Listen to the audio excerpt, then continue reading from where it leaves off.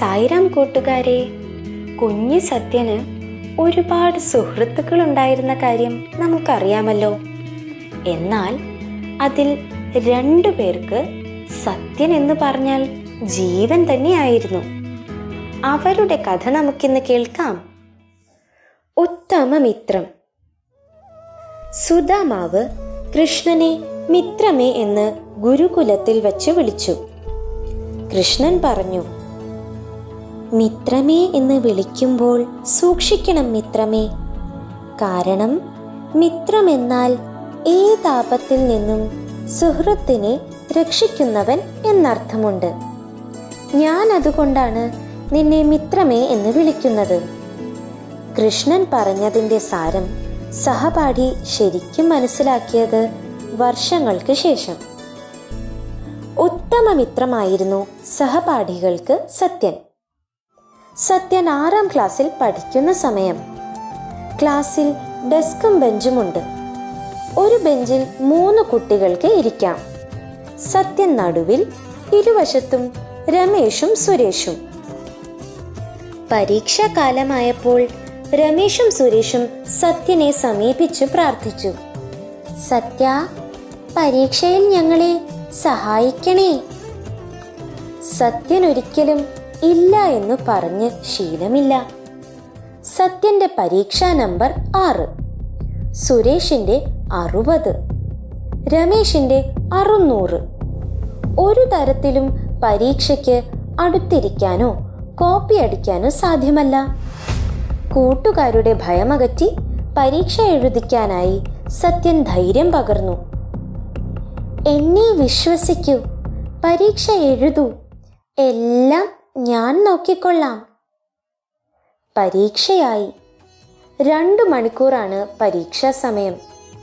5 മിനിറ്റിൽ സത്യൻ സ്വന്തം കടലാസിൽ ഉത്തരമെഴുതി. പിന്നെ രമേശിന്റെ കൈയക്ഷരത്തിൽ മറ്റൊരു പേപ്പറിൽ ഉത്തരമെഴുതി. അതിനുശേഷം സുരേഷിന്റെ കൈയക്ഷരത്തിൽ ഉത്തരമെഴുതി. താൻ എഴുന്നേൽക്കുന്നതിനു മുമ്പ് പരീക്ഷ എഴുതിക്കഴിഞ്ഞ് എഴുന്നേൽക്കരുതെന്ന് നേരത്തെ സത്യൻ കൂട്ടുകാരോട് പറഞ്ഞിരുന്നു. 2 മണിക്കൂർ കഴിഞ്ഞു. ഉത്തരക്കടലാസ് അധ്യാപകർ ശേഖരിച്ചു തുടങ്ങി.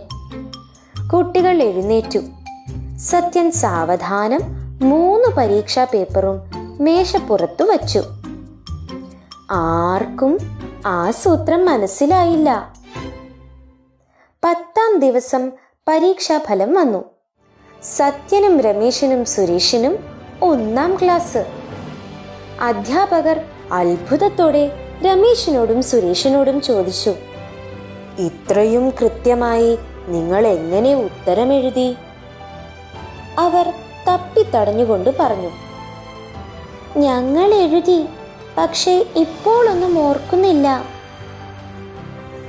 തന്നെ സമ്പൂർണ്ണം ആശ്രയിച്ചവന് വേണ്ടി ഭഗവാൻ ഏത് നിയമവും മറികടക്കും. കാരണം നിയന്ത്രിക്കുന്നവൻ അവിടുന്നാണ്. 1940 മെയ് 23 ബുധനാഴ്ച. പുസ്തകം ഉപേക്ഷിച്ച് സത്യൻ തിരിച്ചു പോന്നു. ഈ സന്ദർഭം വരും ദിനങ്ങളിൽ വിവരിക്കാം. രമേശും സുരേഷും കരഞ്ഞുകൊണ്ട് പുറകെ ഓടി. രാജു, രാജു, ഞങ്ങളെ ഉപേക്ഷിക്കല്ലേ. ദൗത്യ നിർവഹണത്തിനായി തീരുമാനിച്ച വിഭുവിനെ അതൊന്നും സ്വാധീനിച്ചില്ല. വിരഹ ദുഃഖം താങ്ങാനാവാതെ ആ 2 കൂട്ടുകാരും മരിച്ചു. അവർ പിന്നീട് ജാക്ക്, ജിൽ എന്ന നായക്കുട്ടികളായി മൈസൂർ റാണി വഴി പർത്തിയിലെത്തി. ഭഗവാനാണ് അവർക്ക് ജാക്ക്, ജിൽ എന്ന പേരിട്ടത്. രാത്രിയിൽ അവർ ഉറങ്ങാറേയില്ല. ഒരാൾ ഭഗവാന്റെ പാദത്തിൽ, മറ്റേയാൾ തലയ്ക്കടുത്തും കിടക്കും. സത്യന്റെ മൂത്ത സഹോദരൻ ഉപരിപഠനത്തിന് പോയ ശേഷമ്മ രാജു. അദ്ദേഹം സത്യന്റെ ആധ്യാത്മിക പ്രവർത്തികൾ പലരും പറഞ്ഞ് അറിഞ്ഞിരുന്നു. അതെല്ലാം മാനസിക പ്രശ്നങ്ങളായി അദ്ദേഹം കരുതി. അനുജനെ നിയന്ത്രിച്ചേ തീരൂ, അല്ലെങ്കിൽ അവന്റെ ഭാവി ഇരുളടയും. മാത്രമല്ല, ശുദ്ധരായ ഗ്രാമീണർ ചതിക്കുഴിയിൽ വീഴുകയും ചെയ്യും. അങ്ങനെ സത്യനെ പറിച്ചു നട്ട് നന്നായി വളർത്താനുള്ള ശ്രമം ആരംഭിച്ചു. കടപ്പ ജില്ലയിലെ കമലപുരിയിലായിരുന്നു ശേഷമ്മയുടെ ഭാര്യഗൃഹം. അങ്ങനെ ബുക്ക പട്ടണത്തിലെ പഠനം തീർന്ന് സത്യനാരായണൻ കമലപുരത്ത് താമസിച്ചു പഠിക്കാൻ തുടങ്ങി. കമലപുരിയിലും ഏതാനും ദിവസങ്ങൾ കൊണ്ട് തന്നെ സത്യൻ എല്ലാവർക്കും പ്രിയങ്കരനായി. സരളനായ കുട്ടി, നല്ല അച്ചടക്കം, മധുരമായ ചിരി, അന്തരീക്ഷത്തിന് പോലും നോവാതെ മൃദുവായേ അവൻ സംസാരിക്കൂ. ഇങ്ങനെയൊക്കെയായിരുന്നു അധ്യാപകരിലും സുഹൃത്തുക്കളിലും സത്യനെ കുറിച്ചുണ്ടായ അഭിപ്രായങ്ങൾ. ഒരിക്കൽ സത്യനാരായണന് ഒരു ശ്ലോകം ചൊല്ലേണ്ടി വന്നു. അതു കേട്ട് സദസ്സ് കോരിത്തരിച്ചു. അതോടെ അവിടെ സത്യനാരായണൻ ഗായക പദവിയിലേക്ക് ഉയരുകയായിരുന്നു. സ്കൂളിലും നാട്ടിലും എന്തെങ്കിലും പരിപാടിയുണ്ടെങ്കിൽ അവിടെ സത്യൻ പ്രാർത്ഥനാ ഗാനം പാടിയേ തീരൂ എന്നായി. ആട്ടവും പാട്ടും മാത്രമായിരുന്നില്ല, കായികമായി അധ്വാനിക്കുന്നതിലും കുട്ടി അതിശയകരമായ സാമർഥ്യം പ്രകടിപ്പിച്ചു. സ്കൂളിൽ സ്കൗട്ട് സംഘമുണ്ടായിരുന്നു. സത്യൻ കൂടി സംഘത്തിൽ ചേർന്നാൽ സ്കൗട്ട് സംഘം ഊർജ്ജസ്വലമാകുമെന്ന് അധ്യാപകൻ കരുതി. അദ്ദേഹത്തിന്റെ നിരന്തരമായ പ്രേരണയ്ക്ക് വഴങ്ങി ഒടുവിൽ സത്യനാരായണനും സംഘത്തിൽ ചേർന്നു. അതോടെ സ്കൗട്ട് സംഘത്തിന് നവജീവൻ കിട്ടി. ക്രിയാത്മകമായ ധാരാളം കാര്യങ്ങൾ സംഘാംഗങ്ങളെ കൊണ്ട് ചെയ്യിക്കാനും സത്യനാരായണന് കഴിഞ്ഞു. പെദ്ദ വെങ്കപ്പ രാജുവിൻ്റെ സാമ്പത്തിക സ്ഥിതി മോശമാണ്. സത്യൻ ധരിക്കാറുണ്ടായിരുന്നത് ഒരേയൊരു വസ്ത്രം. ദിവസവും അത് കഴുകി വൃത്തിയാക്കി ഉണക്കി ധരിച്ചുകൊണ്ടാണ് സ്കൂളിൽ പോകുന്നത്. കീറിയ വസ്ത്രത്തിൽ കുത്താൻ പിന്നുപോലും ഉണ്ടായിരുന്നില്ല. കള്ളിച്ചെടിയുടെ മുള്ളുകൾ സത്യനാരായണൻ പിന്നായി ഉപയോഗിച്ചു. പിഞ്ഞാണത്തിൽ കനലുകൾ വാരിയിട്ട് ചൂടാക്കി അത് ഇസ്തിരിപ്പെട്ടിയാക്കി ഉടുപ്പുകൾ ഇസ്തിരിയിട്ടു. സത്യനാരായണന്റെ ഈ അവസ്ഥ സഹപാഠികളിൽ 1-2 പേർക്ക് അറിയാമായിരുന്നു.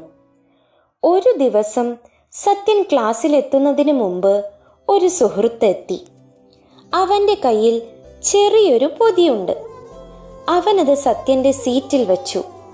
പിന്നീട് ഒന്നും അറിയാത്ത പോലെ സ്വന്തം ഇരിപ്പിടത്തിലേക്ക് പോകുകയും ചെയ്തു. സത്യനാരായണൻ എത്തി. സീറ്റിലിരിക്കുന്ന പൊതി കണ്ടു. ഉദാസീന ഭാവത്തോടെ അതെടുത്തു നോക്കി. അതിലൊരു കുറിപ്പ്. നിസ്സംഗതയോടെ സത്യൻ വായിച്ചു: പ്രിയ സഹോദരന്, ഈ വസ്ത്രം തീർച്ചയായും ഉപയോഗിക്കണം. വളരെ സന്തോഷപൂർവം തരുന്നതാണ്, പ്രിയ സുഹൃത്ത്. സത്യന് അത് വായിച്ചിട്ട് ഭാവഭേദം ഒന്നും ഉണ്ടായില്ല. മറ്റൊരു കുറിപ്പ് എഴുതി പൊതിയിൽ വെച്ചു. എന്നിട്ട് ഒന്നും അറിയാത്ത പോലെ എഴുന്നേറ്റുപോയി. സുഹൃത്ത് ആകാംക്ഷയോടെ പൊതി കെട്ടെടുത്തു. സത്യന്റെ കുറിപ്പ് വായിച്ചു: പ്രിയമുള്ളവനെ, സ്നേഹം നിലനിർത്തേണ്ടത് കൊടുക്കൽ വാങ്ങലുകളിലൂടെയല്ല. എനിക്കതിൽ ഒട്ടും താല്പര്യവുമില്ല. യഥാർത്ഥ സ്നേഹം ഹൃദയത്തിൽ നിന്നും ഹൃദയത്തിലേക്ക് ഒഴുകും. അതേ നിലനിൽക്കൂ. കൊടുക്കൽ വാങ്ങലിൽ വലുപ്പവും ചെറുപ്പവുമുണ്ട്. കൊടുക്കുന്നവൻ വലിയവൻ, വാങ്ങുന്നവൻ ചെറിയവൻ. ഇത്തരം ഭാവങ്ങൾ സ്നേഹബന്ധത്തെ തകർക്കും. അതുകൊണ്ട് ഇതെനിക്ക് സ്വീകരിക്കാനാകില്ല. പരിഭവിക്കരുത്. സ്നേഹപൂർവം, സത്യൻ. എത്ര മനോഹരമായാണ് നമ്മുടെ സത്യൻ നാം ഓരോരുത്തർക്കും മാതൃകയായി ജീവിച്ചു കാണിച്ചത്.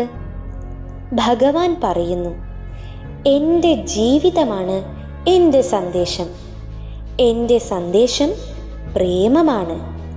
ഭഗവാന്റെ ബാല്യകാലത്തെ ഓരോ നിമിഷവും നമുക്കായുള്ള ജീവിത പാഠങ്ങളായിരുന്നു.